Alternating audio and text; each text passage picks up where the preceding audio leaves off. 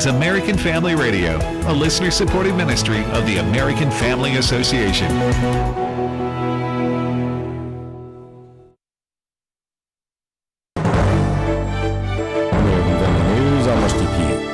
President Biden announces new health benefits for veterans during his final Veterans Day in office. Jared Halpern has more from Washington. For the final time in office, President Biden marked Veterans Day by laying a wreath at Arlington National Cemetery. It's been the greatest honor of my life to lead you, to serve you, to care for you, to defend you, just as you defended us. The president, who was joined by Vice President Kamala Harris for the first time since last week's election, called for coming together as a nation. He also announced an expansion of cancers covered by the PACT Act, legislation providing care for veterans exposed to toxic chemicals.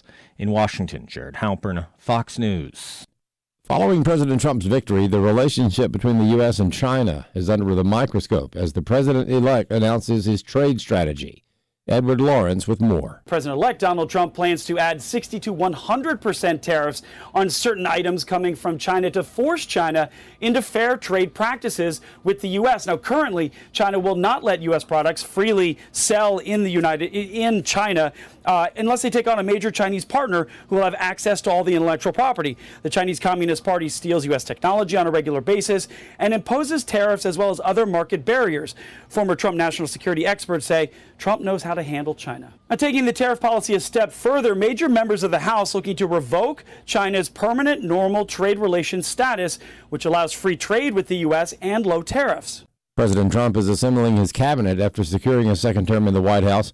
Florida Republican Congressman Michael Waltz is rumored to be among those under consideration for the administration. The President of the United States calls. If he calls, then that's something you have to be incredibly honored by and salute. And it's not about us or it's about all of those men and women in uniform. A coalition of conservative organizations and individuals is outraged that a lame duck Senate conference is poised to pick a new majority leader without waiting for newly elected members to be part of the process. More from Chad Groening. On the heels of President Trump's historic election victory, conservatives want someone to lead the Senate Republican conference that will enthusiastically support the president's agenda. But now departing leader Mitch McConnell is planning a vote on that leader before the new Republican-controlled Senate is sworn in January. Walker Wildmon is vice president of American Family Association Action, the political arm of the American Family Association. This is a traditional Mitch McConnell establishment Republican move where the voters' voices are not able to be heard.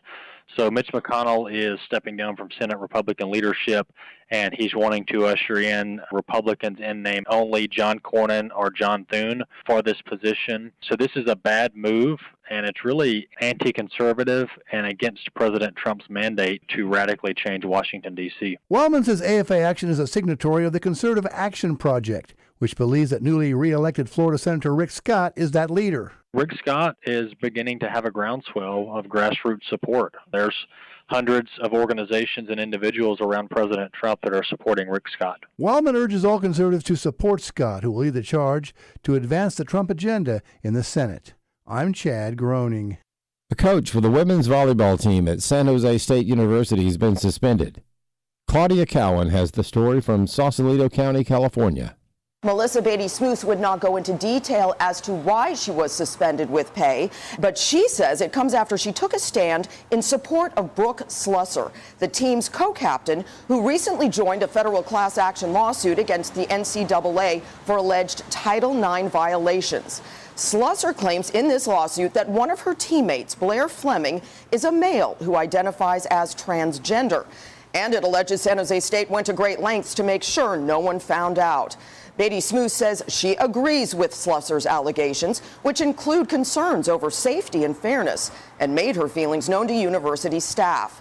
Most U.S. stocks are rising today and adding to the gains made during their best week of the year. More news online at afn.net and the AFN mobile app. I'm Rusty P. The loss of a child through abortion, miscarriage, or stillbirth affects the emotional health of families. Feelings of anger, sadness, and regret can be overwhelming. There is hope and healing in the aftermath of a reproductive loss. Call the International Helpline at 866-482-LIFE to talk with someone who has been where you are and healed to help others. Your call is confidential. 866-482-LIFE.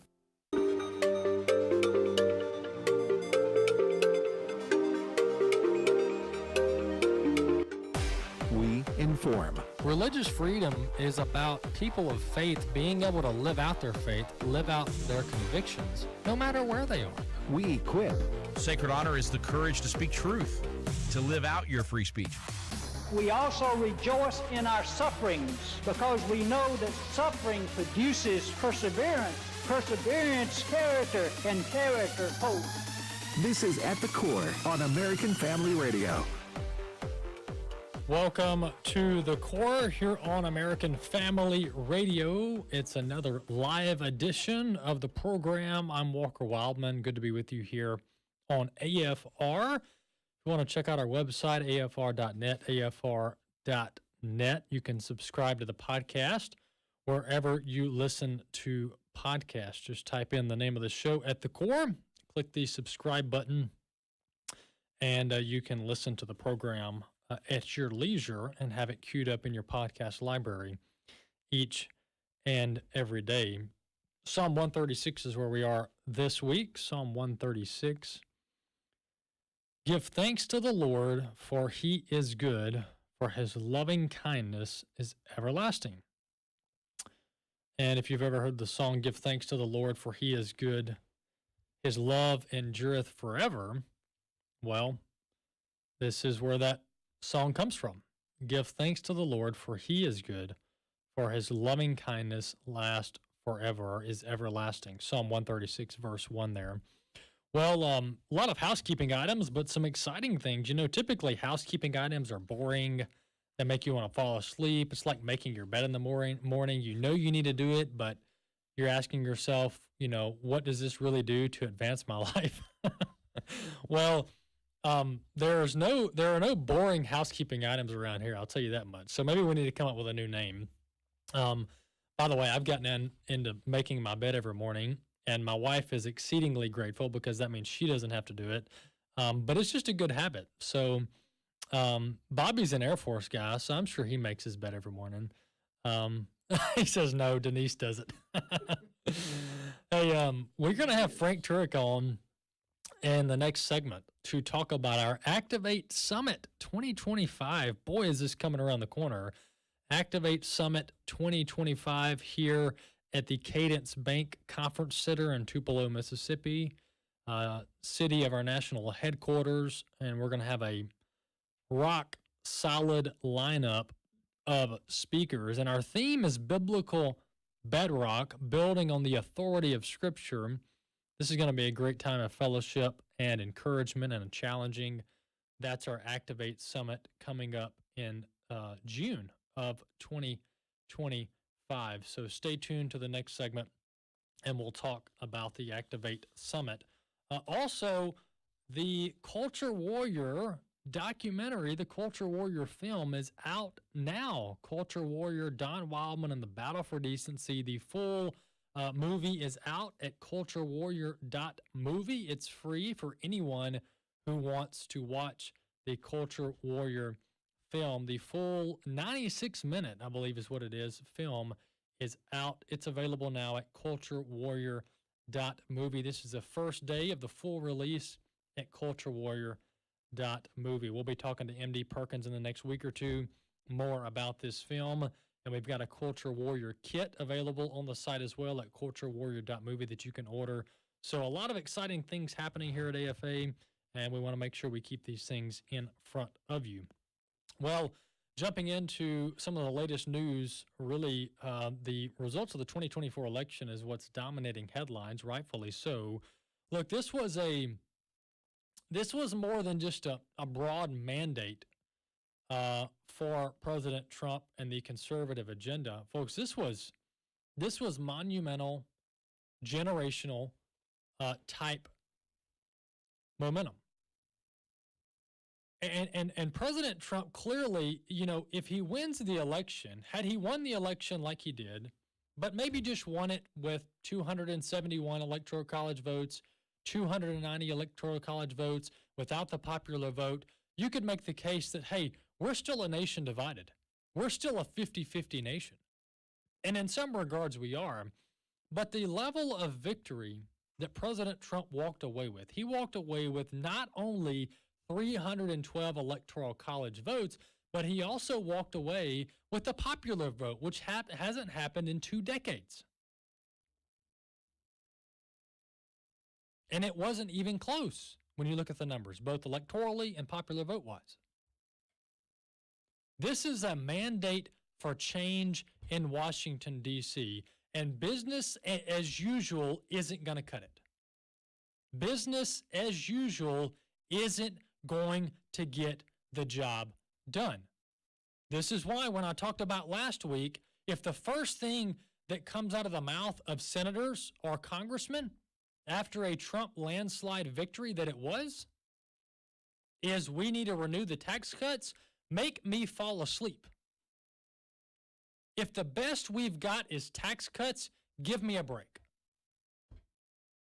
President Trump won the popular vote in the Electoral College vote with 312 votes because people are fed up with the fundamental systemic operations of Washington, D.C. It is corrupt to the core, it's broken to the core, and the only way to fix it is unorthodox revolutionary change. And I even said last week, it needs to be change that even makes us a little bit uncomfortable. But this, folks, this is our opportunity. And this is why I feel so strongly about this. And Lord willing, I'm going to keep feeling strongly about this until we put the ball over the finish line on some of these issues. But this Senate Majority Leader race that's going on right now, we alerted many of you to this on Friday, but this Senate Majority Leader race that's going on right now between Republicans, between the Republican Party and the Senate, is critical. And here's why it's critical. Let's go back to the first Trump term, the first Trump administration. Mitch McConnell undermined Donald Trump at nearly every turn. Not every turn, but at nearly every turn, Mitch McConnell undermined President Trump in the first term. And one of the main things he did is he would not permit President Trump to make recess appointments, meaning the Senate went on vacation, but Mitch McConnell intentionally left one senator in Washington, D.C. so that they could technically gavel in every day to block President Trump from making rapid, unblock recess appointments. Recess appointments, folks, anybody who's paid attention to this, recess appointments is the constitutional way to fulfill the Trump agenda in very short order. Because these are 2-year appointments. President Trump can make hundreds of recess appointments when the Senate goes on vacation. They don't have to go through the Senate immediately, and they assume their position in the cabinet, in the administration. Any friendly Republican Senate that agrees with the Trump agenda would easily say, yeah, we'll do that, no brainer. We'll absolutely go on recess so that the president can fulfill his duty that he promised voters when he was elected. Well, the two men that were right behind Mitch McConnell supporting the blockade of President Trump's agenda in the first term was John Cornyn and John Thune.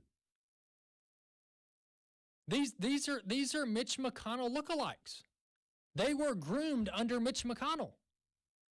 And when you look back at their history, when you look back at their voting record, they vote like Mitch McConnell. They do whatever Mitch McConnell says. And so the point here is this is really our first battle of many. And folks, if you think that these 2 to 4 years are going to be easy, President Trump has sailed into victory, everybody's going to give him what he wants, folks, you have not been paying attention to Washington, D.C. for the past 100 years. The swamp doesn't go down without a fight. There is so much money. There is so much special interest. There are so many egos at play. We cannot underestimate the ability and the wherewithal from not just the Democrats, but the Republicans in name only to fight back against the mandate that President Trump has been given. This is why John Cornyn and John Thune aren't fit for the job. You look back at their voting record, you look back at their public statements, they clearly don't agree with the mandate that President Trump was elected on. That's why right now they won't commit fully to permit recess appointments. They'll talk about it. Over the weekend, Senator Cornyn from Texas, he wanted to talk about the idea of recess appointments, but he would not affirmatively commit to it. He just said, well, the Senate will stay in session until President Trump's positions are filled. Well, I sure would hope so. Like, why is that raising the bar? Why is doing your job all of a sudden this bold, courageous thing? No, we've got to go above and beyond. Above and beyond is the mandate, and we can't let our foot off the pedal. I want to play a few clips here just to give you an idea of how these folks operate. This was John Thune just last week telling President Trump, well, you ought to just stay out of this Senate race. Folks, listen to the audacity and the pure disrespect to President Trump in this clip. Clip one. Is President-elect Trump involved in, does he have a chosen preference in the Senate? Do you know, Senator? And will that come into play? I don't know that he does. I'm staying in regular contact with him and with his team.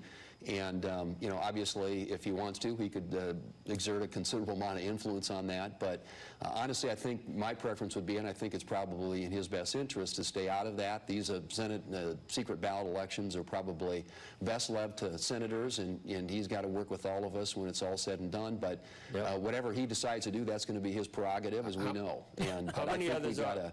We're going to have that election next Wednesday, and we'll have a new leader.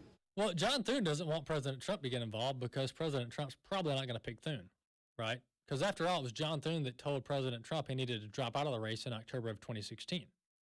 He said Mike Pence needs to be the guy. All right, so that's Thune, right? Telling President Trump he just needs to stay at Mar-a-Lago, even though he just got 312 Electoral College votes, over 75 million popular votes, beat Kamala Harris by a wide margin. Let's listen to John Cornyn. No better, right? John Cornyn is praising the FBI and Christopher Wray at the phenomenal job they're doing under Biden. Clip 2. Under the effective leadership of Director Wray, the agency has remained committed to doing things independently and by the book, which I think is perhaps the most important characteristic. Independently and by the book? Does that describe the FBI, folks? I might have a heart attack on live radio. Bobby, get the AED ready. This is infuriating. Okay, so we're here. The Trump agenda is here to reform the FBI. And when I say reform the FBI, I'm talking about entire floors terminated at their headquarters in D.C. Folks, I am talking radical stuff. No more status quo. No more, we need investigations. We need a better leader. No, we need hundreds fired ASAP. This is the same FBI that raided Mar-a-Lago. And you say that Christopher Wray is fulfilling his job and doing an excellent job. No. They're locking up pro-lifers. There's a pro-life mother in Alabama that just got sentenced to 3 years in the federal pen because she protested outside of an abortion mill. They've got J6ers. This is the same FBI that busted down the doors of J6ers, and they're being held without a trial in D.C., in the gulag. This is the same FBI that covers for the Democrats at every single turn. This is the same FBI that's been covering for Hunter Biden. So, no, John Cornyn. FBI Director Wray is not this exemplary, leader, and he's doing a phenomenal job, and they're remaining independent. No, are you kidding me? Where on earth have you been? So how do we expect major reform if we leave people like John Cornyn in positions of power and authority in Washington? Because what's going to happen is Trump's team is going to say, hey, John Cornyn, let's reform the FBI. You know what John Cornyn's going to say? Hey, no, take a hike, because I like Christopher Wray. That's my pal. He's doing an excellent job. They are independent. They are stellar. No, folks, wake up. Wake up. I am sick and tired of the same old guard in Washington, D.C. If we want to get things done, folks, we got 2 years to get it done. Let's go. Furthermore, you shall select out of all the people able men who fear God, men of truth, those who hate dishonest gain. My name is Abraham Hamilton III, and this is the Hamilton Minute. Lots of attention has been placed on the presidential election, understandably, but another election could have an outsized impact on our nation's course. With Senator Mitch McConnell stepping down, Senate Republicans will choose a new leader for the first time in 18 years. This decision will determine how the Senate will conduct business going forward. What will the Senate Republicans choose? Will they choose a leader who embraces an America First agenda, who upholds constitutional fidelity and employs a biblical worldview? Or will they choose a regressive leader? Listen each weekday from 5 to 6 p.m. Central for the Hamilton Corner with Abraham Hamilton III, public policy analyst for the American Family Association.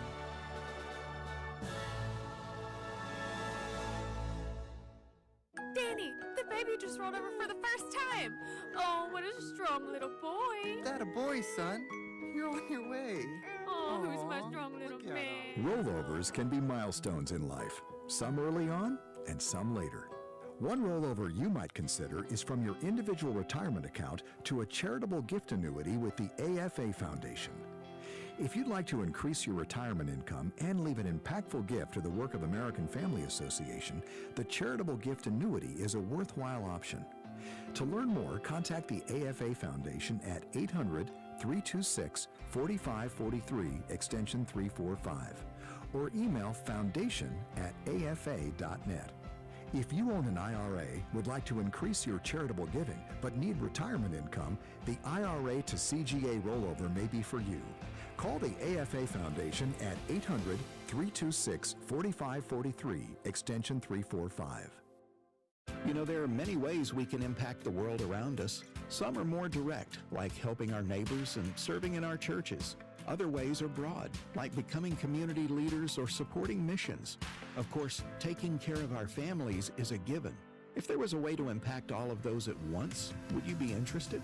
The AFA Foundation is a great way to touch your family, your neighbors, and even complete strangers all over the country. You may not realize it, but you can support AFA with a charitable gift annuity, a trust, your will, or a charitable rollover.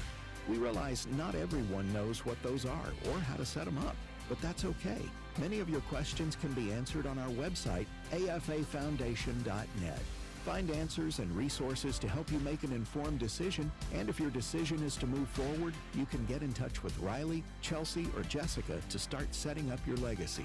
Touch more lives than you imagined possible when you visit afafoundation.net today. At the Core podcasts are available at afr.net. Now, back to At the Core on American Family Radio. Welcome back to the Core here on American Family Radio. Walker Wildmon here with you on the second segment of the program. Hey, I mentioned coming into the show earlier that we were having the Activate Summit in June, specifically June through 12 through 14 of this upcoming summer, 2025. And we're going to have a great lineup of speakers. Most of the speakers you hear on American Family Radio, either on the weekdays or on the weekends. And one of those is our good friend, Dr. Frank Turek. He's president of CrossExamined.org. He hosts the weekend show, I Don't Have Enough Faith to Be an Atheist. Hey, Frank, welcome to the program. Hey, great being with you, Walker. Well, Frank, this Activate curriculum that you played a part in, and others, several others as well, where we cover some of AFA's core values and we focus on apologetics and training individuals in how to think and live biblically. We're going to have a summit this summer where we bring people in and bring in excellent speakers like yourself. But before we talk about the summit and some of the dates and the specifics, just talk about this overarching importance of apologetics training, training people believers how to think and live biblically?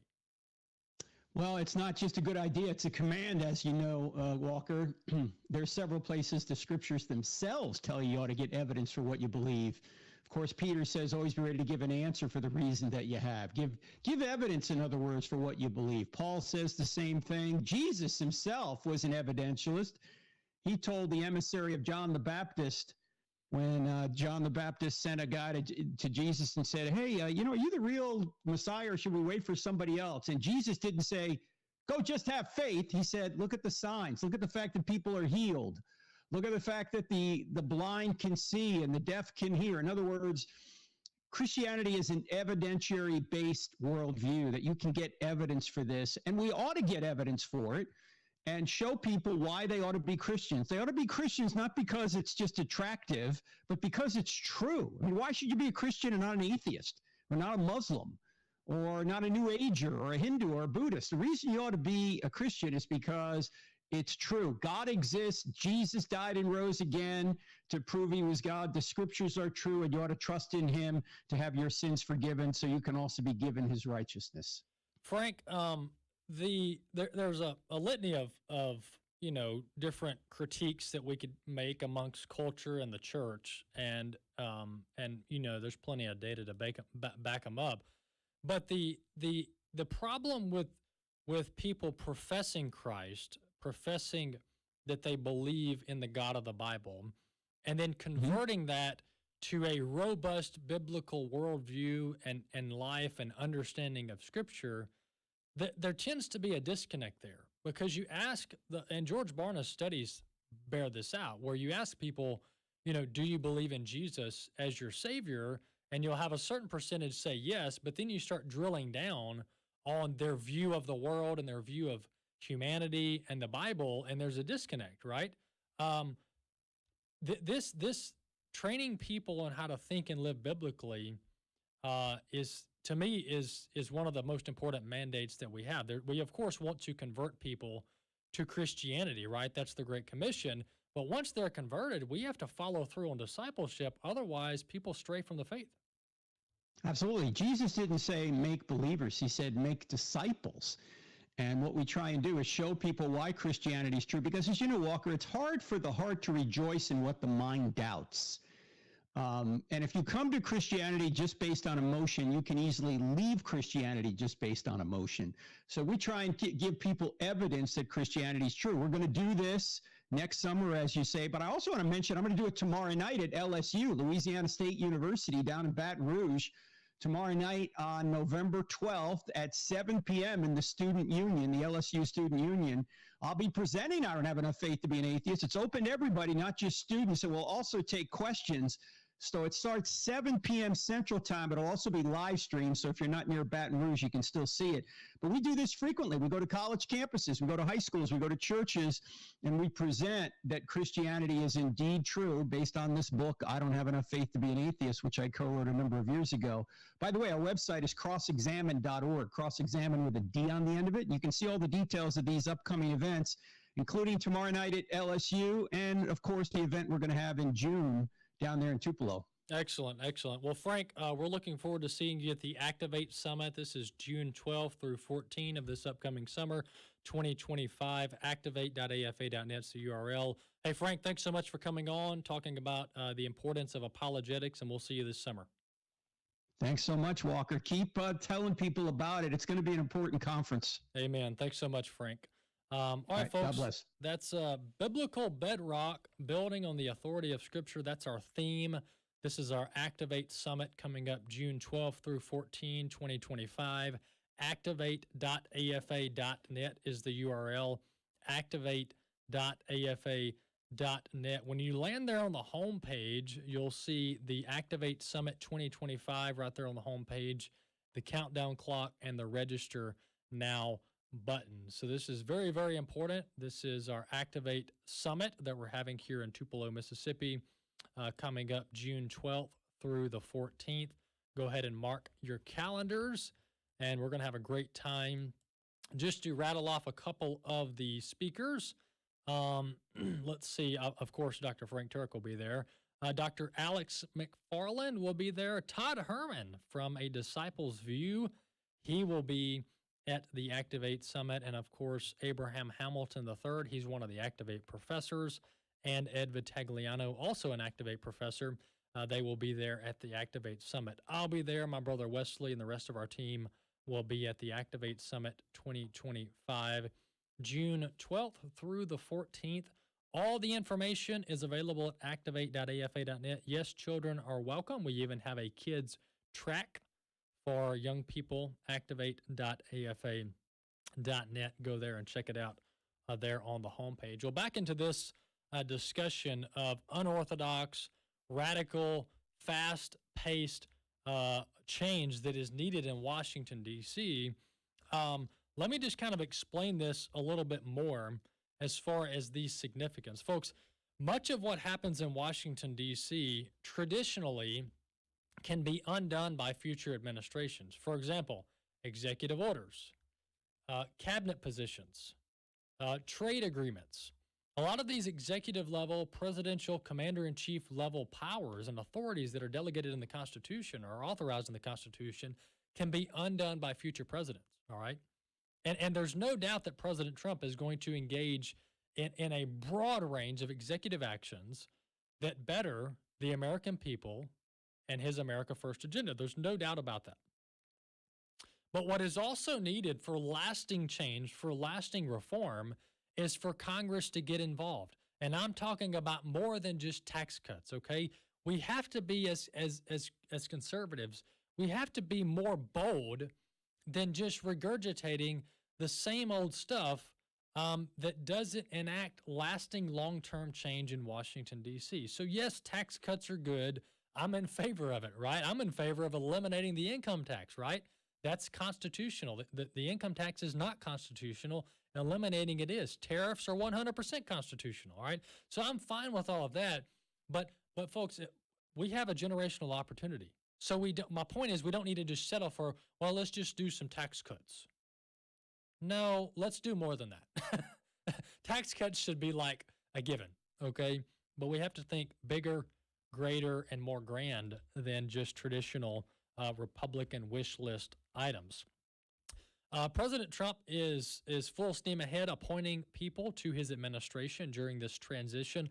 Susie Wiles, who is his current campaign chairperson or campaign director, is now going to be his chief of staff. That's a pretty good pick there. Susie Wiles is his chief of staff. I'll tell you what, as well, Tom Homan is going to be President Trump's border czar. You got to love it. So Kamala Harris couldn't get the job done as border czar.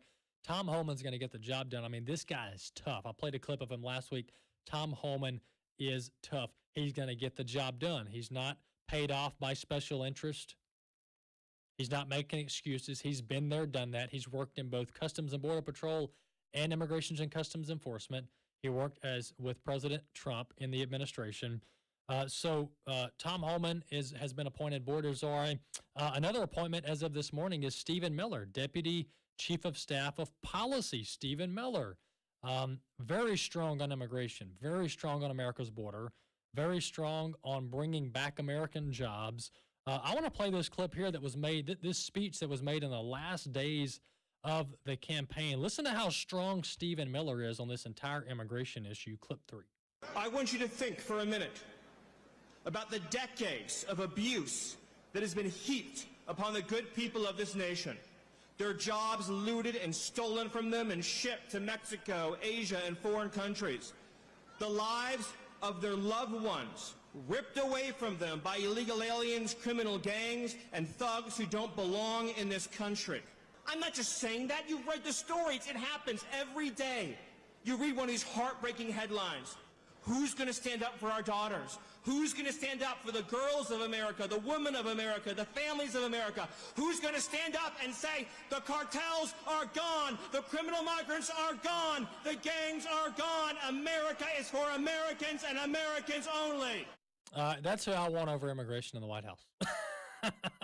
That's who I want over border policy in the White House. He's serious. Yeah, he's absolutely serious. He's not bought and paid for by the Washington establishment. He's not bought and paid for by the American corporations who rely on cheap illegal labor.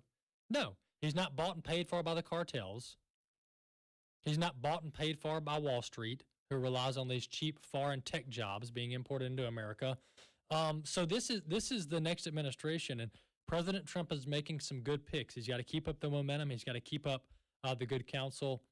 And to me, it's encouraging. It's encouraging when he picks good people to be in positions of power and authority in his administration. But folks, this issue of the border and immigration is one of the key reasons that President Trump got elected the first time, and it's one of the key reasons he got elected this time. We do not need to hold back. And all this excuse making, I told somebody this morning, that all this excuse making about why we shouldn't deport everybody, it's like, give me a break. Do y'all have any better arguments? For example, they're like, well, and we played the Tom Homan clip I mentioned last week, where he was like, we can just deport the whole family. Like that's the loving thing to do is to deport the whole family. And I'm like, yes, exactly. Why would you separate the parents and the kids? Deport the whole family. But also the media is like, oh, it's going to cost $100,000 per illegal immigrant to deport them. Well, first off, I think your math is woefully wrong. I think your math is woefully off, okay? But secondly, when was the last time you guys cared about spending too much money? All right, we spent over $100 billion in Ukraine. We spent $2 trillion in the Middle East on a war that we lost. We didn't lose that, Walker. Well, we left, and the Taliban's still in charge, and we left $80 billion of military equipment. Okay, and Israel's now taking missiles by the minute. So, maybe we didn't lose it, but we sure enough didn't win it. Why? Because our old school generals don't know what it's like to win a war. Because the military-industrial complex, they make a pretty living off of wars. And it's a problem. The financial conflict with war, the financial conflict of interest with war is a problem. It's a major ethics problem, where the major military contractors, they don't stay in business unless we're fighting some war somewhere. That's a problem when they're also the lobbyist. That's a major issue. But back to my point on immigration and the border and presidential appointments. This is a big deal. We've got 2 to 4 years, probably 2 years, because the Democrats are going to fight tooth and nail to get back the House or the Senate. And we've got 2 years to get stuff done. And so President Trump, these appointments, these nominations are critical to the future of our nation, and the clock is ticking. The clock is ticking. So this Senate Majority Leader race, to me, is very critical. President Trump put out a statement over the weekend that the future GOP Senate leader, whoever that is, must allow recess appointments. So this is going to be interesting to follow on whether Cornyn and Thune get on board with this, because we know that Rick Scott is fully on board with recess appointments. He's fully on board with President Trump's agenda. And instead of Thune and Cornyn, where we have scant evidence of that, Rick Scott actually went on Fox and Friends this morning saying, yeah, 100%, recess appointments, whatever it takes. Let's listen to this. This is clip 4. With regard to the Trump nominees, we got to get them done. Whatever it takes. If it's recess appointments, whatever it takes, we got to get these done. We know Schumer's going to slow everything down. I am all on board. We've got to change the direction of this country. The country voted. They want a change. They want the Trump agenda. They want his nominees. They want his policies. We've got to do everything we can to get that done. Well, there you have it. Rick Scott there affirmatively committing to recess appointments. He said whatever it takes, all options are on the table. And this folks, this is going to be a constant tension. And what I'm talking about is the constant tension of settling for less. This is going to be a constant theme of the next 2 years, is don't settle for less. And what we have to remember is that there is a ton at stake. And we can sit here and complain, and that's what we did when Biden was in charge, right? Let's talk about all that's wrong with the Biden administration, and we covered it. President Biden and Kamala Harris did a number on this nation. The decline was accelerated. But here we have an opportunity to fix things. So we don't need to look back in 2 years and 4 years and say, boy, we squandered that opportunity. Boy, we didn't take advantage of that opportunity. When the writing was on the wall, we knew that we shouldn't let the establishment Republicans in charge of this whole America First agenda, but we did. Folks, we can't repeat the same mistakes. What we believe about the Bible is based on what we believe about its source. The God Who Speaks, the award-winning documentary from the American Family Association, is now available in a special limited edition DVD set. This release includes a Sunday school curriculum and 2 hours of additional footage. Go to thegodwhospeaks.org to get your copy today. thegodwhospeaks.org. Hi, it's Sandy Rios, your old friend from the morning show. So many crucial and frightening events are unfolding before our eyes. I'd like to invite you to come over to the podcast, Sandy Rios 24/7, so that we can work our way through these difficult times together. AFR.net, any podcast platform, or at sandyrios.com. And one more thing, my book, God's Velvet Hammer, is now available on Audible. So come join us at Sandy Rios 24/7, and remember, God's Velvet Hammer, available at Audible. So right now may be the perfect time for you to rethink how you pay for health care. And here's why. This time of year is decision time for a lot of people, but it's also when you can join MediShare and save even more than usual. For many families, joining MediShare means saving about $500 a month, which is a game changer for a lot of people, obviously. But what's more, MediShare members like it a lot. Their satisfaction rate is 98%. Imagine that. And MediShare is a proven thing, too, for over 30 years. It's a Christian community of hundreds of thousands of people now.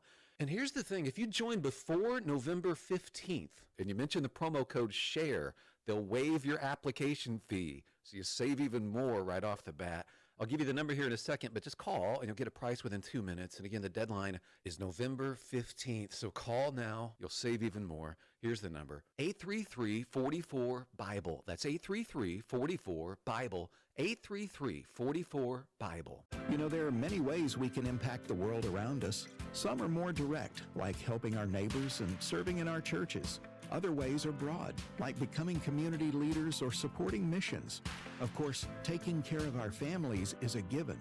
If there was a way to impact all of those at once, would you be interested? The AFA Foundation is a great way to touch your family, your neighbors, and even complete strangers all over the country. You may not realize it, but you can support AFA with a charitable gift annuity, a trust, your will, or a charitable rollover. We realize not everyone knows what those are or how to set them up, but that's okay. Many of your questions can be answered on our website, afafoundation.net. Find answers and resources to help you make an informed decision, and if your decision is to move forward, you can get in touch with Riley, Chelsea, or Jessica to start setting up your legacy. Touch more lives than you imagined possible when you visit afafoundation.net today. This is At the Core on American Family Radio with your host, Walker Wildmon. Welcome to The Core here on American Family Radio. Glad to have you with us here on the program. Well, occasionally we interview not only elected officials and congressmen and senators and governors, but we also interview candidates for public office on occasion as well, just to bring attention to some important elections around the country. Well, I do want to introduce our next guest that we have on the program now. Jenifer Branning is running for Supreme Court in the state of Mississippi, and she was just on the ballot on this past Tuesday, November 5th, and now she is in a runoff for the Mississippi Supreme Court seat. Jenifer, welcome to the program. Thank you for the invitation. I've been looking forward to being with you. Well, Jenifer, tell us about yourself. Tell us a little bit about your background and your time in the legislature before we talk about this Supreme Court race. Sure, and thank you again for having me on. I'm actually originally from Neshoba County, Mississippi, which is where my husband Chancey and I are raising our 3 boys. I've been a practicing attorney for 2 decades now. My law practice is located in Philadelphia.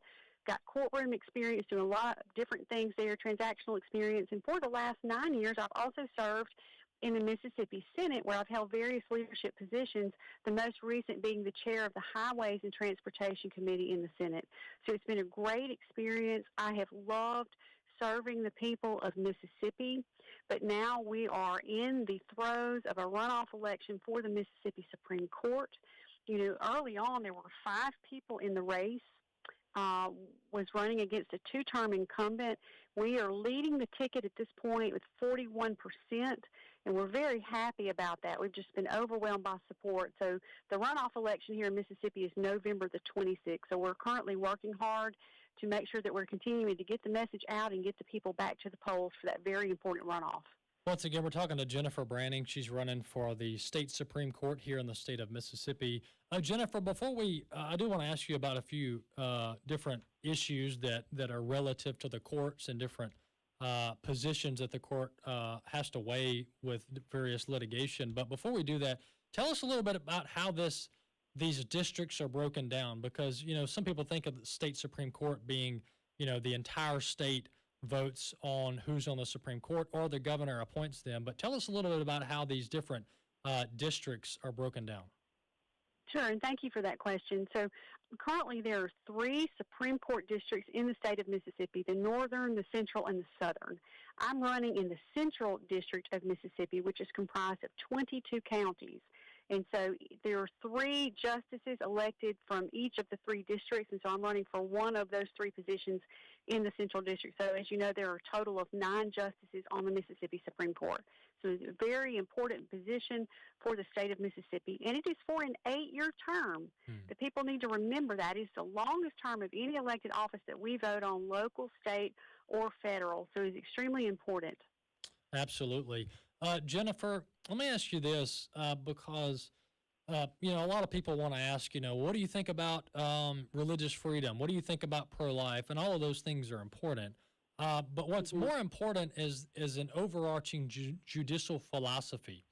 And this oftentimes gets overlooked because it's not fancy and it doesn't draw clicks with the headlines. But we clearly need judges that understand the text of the law and the Constitution, the text of the Constitution, and in this case, the state Constitution of Mississippi. So talk a little bit about your judicial philosophy, how you arrive at rulings, because there's a lot of different ways you can go, and everybody's heard of the living Constitution, right, where it can just change on a whim depending on, you know, what the cultural trend is.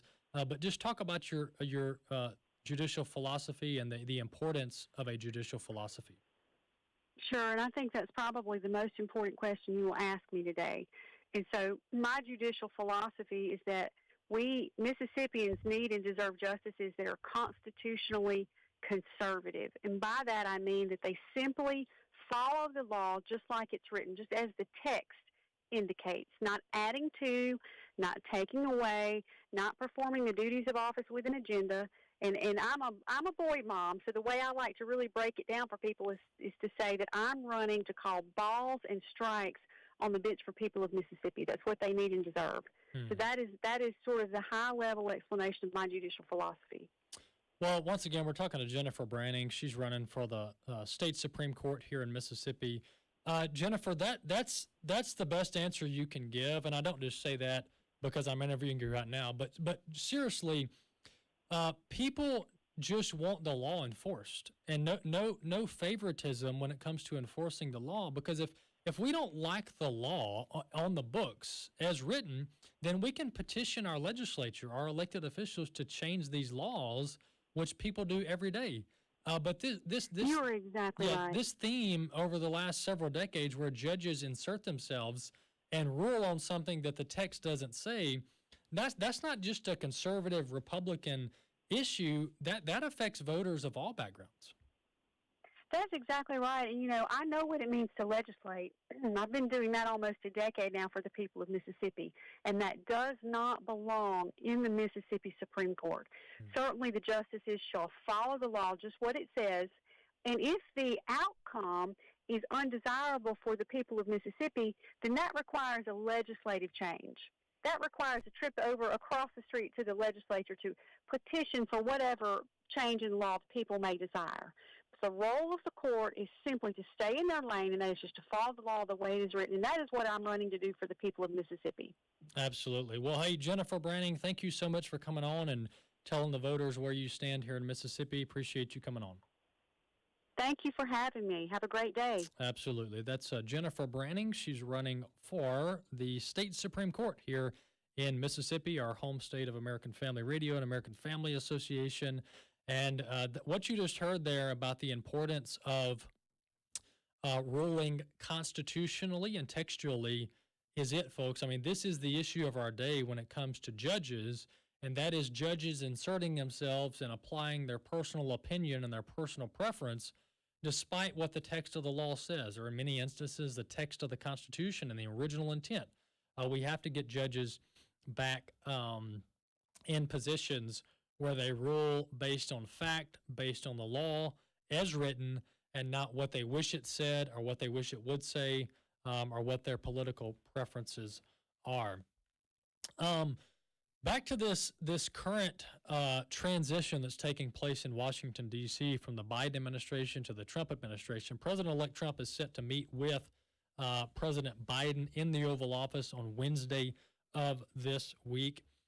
President Trump's transition has fully kicked into high gear. President Trump is now receiving full Secret Service protection. Reports are over the weekend that the Secret Service surged resources down to Mar-a-Lago.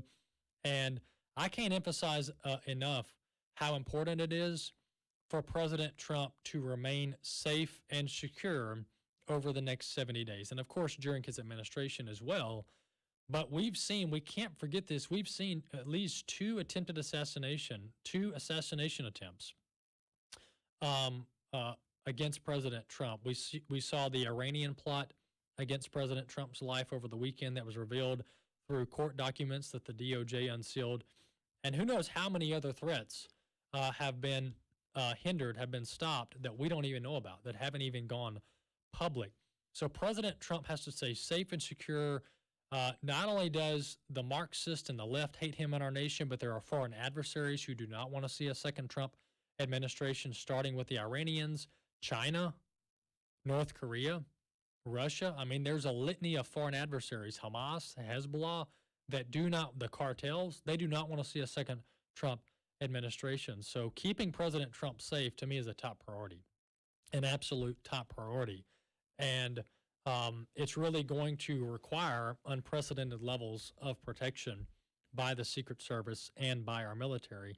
And this is no exaggeration. This is no secret that many people want to take out President Trump. That's a fact. You see the rhetoric out there. The left hasn't cooled it down yet. They're still calling him Hitler, calling us Nazis, and all the dangerous rhetoric is still out there percolating. So until that cools down, the Democrats are going to continue incentivizing and encouraging and pushing people towards doing dangerous things. So President Trump must remain safe. He must receive unprecedented military and Secret Service protection to protect his life, not only the next 70 days, but the entirety of his term. Well, Senator Mike Lee, not only is he shepherding this movement to pick a different Senate Majority Leader other than Mitch McConnell's mini-me's, he's also fighting to really stall this Marxist Biden agenda in its tracks over the next 70 days. What am I talking about? I'm talking about all of the judicial nominations, all of the federal cabinet executive level nominations, and all of the budgetary items that are going to be decided on over the next 2 months. Senator Mike Lee is saying, look, we need to put this whole thing bring this whole thing to a halt. President Trump is the president-elect. The American people have voted. There is a referendum on the bureaucracy and on the traditional Washington leadership, and the referendum is they want President Trump back. They want President Trump's agenda. They want President Trump's policies back in Washington, D.C. So here's what needs to happen. We need this entire Biden regime, this entire Biden agenda to come to a screeching halt. That includes no more Biden judges. All right. No lame duck Biden judicial nominations. Let President Trump fill those seats.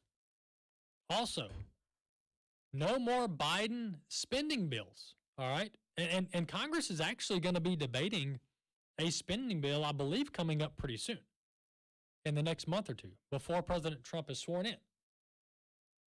And this is how the swamp can bite back. Listen to me. We're going to have this fight. Trust me, it's going to happen. Mark my word. The swamp in Washington, D.C. is going to attempt to pass a 6, 9, or 12-month budget spending bill before President Trump gets into Washington. Mark my word. The establishment Republicans and the Democrats are going to attempt to partner together to pass a Democrat wish list spending bill before President Trump is sworn in. Why? So they can tie his hands for the first 9 to 12 months. Mark my word. It's going to happen. Now, will they succeed? That'll be to be determined. But President Trump deserves to start his administration January 20th with a fresh slate, and that includes budgetary items.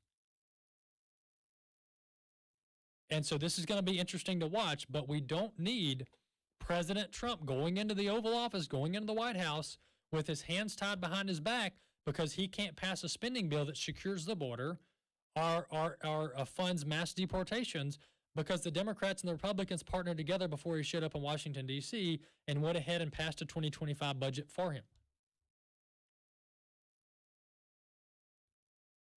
And we saw over the weekend, look, the Democrats are desperate. They're in disarray.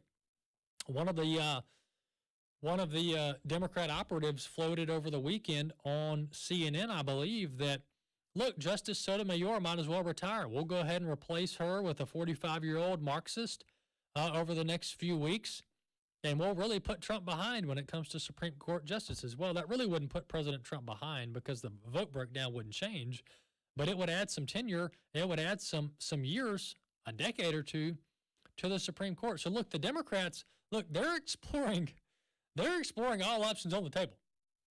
All right? Democrats are always open to all viable options on the table. And this is just what I'm encouraging us to think about, is why don't we think about all viable options on the table? Let's stop boxing ourselves in, saying, well, we can't get that because there's so many people opposed to it. Let's like shoot for the stars here.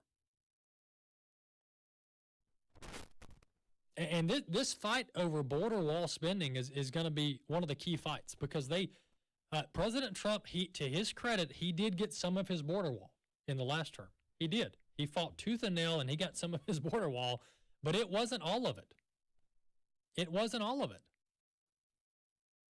And there's no reason we can't get a border wall along the entire southern border. And I don't want to hear these EPA environmentalists say, oh, we can't build a border wall going through the Rio Grande River. Well, number one, we can if we want to.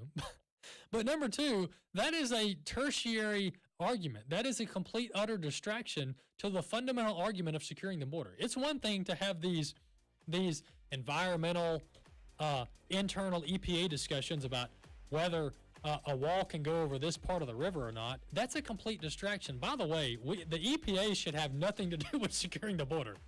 The EPA should not even be consulted when it comes to securing the border. Matter of fact, why do we even have the EPA? Took the words right out of my mouth. Every state has water and air boards. Yes. Why do we even have the EPA? To your point, the states handle that. So we just got to think outside the box, folks, and don't get distracted by the tertiary arguments. They are a complete distraction. Don't get hung up in the details. Don't be caught tripping over the arguments of the left, folks. Let's get it done. We got 2 years before the Marxists try to take back over the Congress. So we got to get things done, folks, and we got to put forth reforms that are very difficult to undo.